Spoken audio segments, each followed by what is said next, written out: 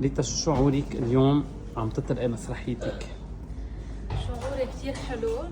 شوية ستريس أكيد قبل في العرض، بس بتمنى الأشخاص اللي جايين يحضروا العرض يستمتعوا بهذا العرض، وبتمنى الأشخاص اللي ما قدروا يجوا يحضروا وعبالهم يجوا يحضروا يعبروا عن هذا الشيء تنقدر نمدد العروضات تبعنا. ميرسي، ثانك يو. شو شعورك اليوم العرض؟ أنا صراحة كتير محمسة، وأنا أكيد إنه رح يعملوا كتير منيح.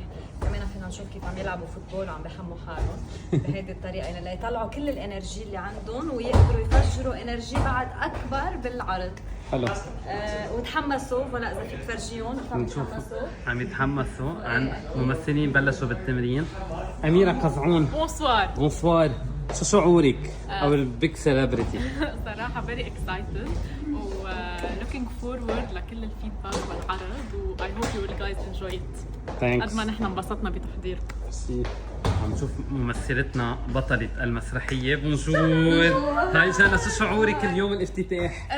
مبسوطة موترة ولازم احط حمرة. مهضومة.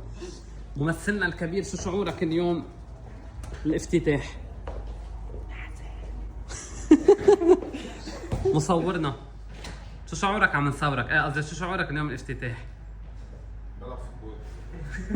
عن جد عم بلعب فوتبول. سيمون، حنا، شو شعورك؟